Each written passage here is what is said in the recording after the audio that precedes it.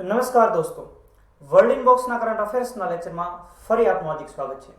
તાજેતરમાં જ royal Swedish એકેડમીએ 2018 અને 2019 બંને વર્ષ માટેના સાહિત્યના નોબેલ પુરસ્કારોની ઘોષણા કરી હતી. તો આ બંને સાહિત્યકારો વિશે ઉપરાંત 2018નો શા માટે 2019માં ઘોષિત કરવામાં આવ્યો તેના વિશે તથા સાહિત્યના પુરસ્કારો વિશે કેટલાક રોચક તથ્યો આપણે લેક્ચરની અંદર જાણીશું. તો તાજેતરમાં જે ઘોષણા થઈ રોયલ સ્વીડિશ એકેડમી દ્વારા મુજબ 2018ના સાહિત્યના નોબેલ પુરસ્કારથી નવાજવામાં આવશે ઓલ્ગા તોકારઝુકને, કે જેઓ પોલેન્ડના લેખિકા છે. ખૂબ ખ્યાતનામ લેખિકા છે. તેમના લેખન શૈલી અને તેમની બુકો 25 જેટલી અલગ અલગ ભાષાઓની અંદર પ્રસિદ્ધ થયેલા છે. વિશ્વના ઘણા દેશોની અંદર તેમની બુકો વેચાય છે. પણ તેમની લેખન શૈલીમાં જોવા મળે છે કારણ એની વિરુદ્ધ કંઈક પાગલપન, કે ભાઈ કોઈક કામ કોઈ કારણ અંતર્ગત થતું હોય અને જ્યારે કોઈક પાગલપન અંતર્ગત થતું હોય છે, પ્રકૃતિ વર્સસ સંસ્કૃતિ, પુરુષ વર્સસ સ્ત્રીઓ, તેમની આ કંઈક અલગ જ યુનિક લેખન શૈલી છે ઓલ્ગા તોકારઝુકની. આ ઉપરાંત તેની લેખન શૈલીની અંદર કલ્પનાઓ અને એની સાથે ઇમોશન્સનો પણ તેમણે સમન્વય કર્યો છે. અને આ તેમની યુનિક લેખન શૈલી બદલ તેમને 2018ના સાહિત્યના નોબેલ પુરસ્કારથી નવાજવામાં આવશે. ઉપરાંત તેમની નવલકથા ફ્લાઇટ્સ, કે જે પણ ઇન્ટરનેશનલ બુકર પ્રાઇઝ વિનર નવલકથા છે. હવે આપણે જોઈએ કે શા માટે 2018નો પુરસ્કાર સ્થગિત કરવામાં આવેલો. તો 2018ના સાહિત્યના નોબેલ પુરસ્કાર માટેની જે જ્યુરી હતી, જે પસંદગી સમિતિ હતી, એમાં એક સભ્ય હતા જેમનું નામ છે કટારીના ફ્રોસ્ટેન્સન. હવે આ કટારીનાના જે હસબન્ડ છે જીન ક્લોડ આર્નોલ્ડ, તેમના ઉપર જાતીય સતામણીના આરોપો લાગ્યા હતા. આટલા માટે આ સ્વીડિશ એકેડમીનો ખૂબ વિરોધ થયો અને ત્યારબાદ 2018ના પુરસ્કારોને સ્થગિત કર્યા હતા. એટલા માટે 2018નો સાહિત્યનો નોબેલ પુરસ્કાર પણ ક્યારે ઘોષિત કરવામાં આવે છે? 2019ની અંદર. ત્યારબાદ આપણે જોઈએ 2019ના સાહિત્યના નોબેલ પુરસ્કાર વિશે. તો તે વિજેતા રાઇટરનું નામ છે પીટર હેન્ડકે, કે જેઓ ઓસ્ટ્રિયાના છે. હવે તેઓને શા માટે એનાયત થયો? તો કે તેમની જે લેખન શૈલી છે તેમાં ભાષાની સરળતા જોવા મળે છે, ઉપરાંત માનવ અનુભવ પણ જોવા મળે છે.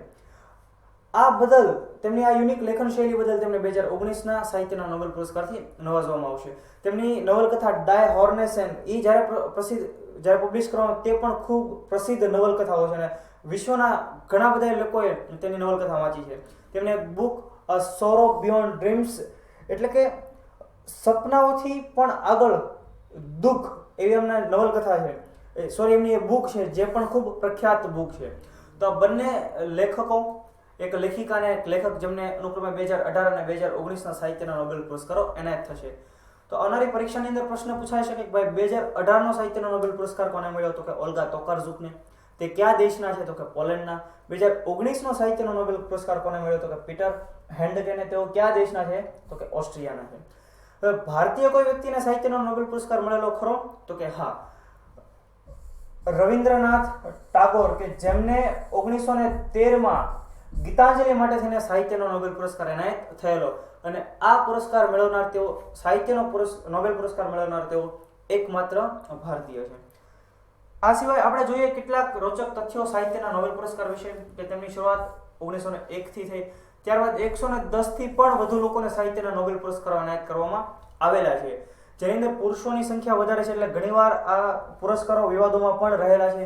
110થી પણ વધારે લોકોને જો પુરસ્કારો મળ્યા, તો શા માટે સાહિત્યના નોબેલ પુરસ્કાર માત્ર 14 જેટલી જ મહિલાઓને મળેલા છે?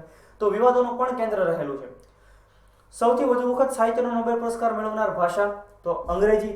23 અંગ્રેજી લેખકોને સાહિત્યનો નોબેલ પુરસ્કાર એનાયત થયેલો છે અને તેમાં સૌથી યુવા સાહિત્યકાર, જેનું નામ છે રૂડિયાર્ડ કિપલિંગ, કે જેમને એમની બુક જંગલ બુક માટે થઈને 1907ની અંદર નોબેલ પુરસ્કાર એનાયત થયેલો.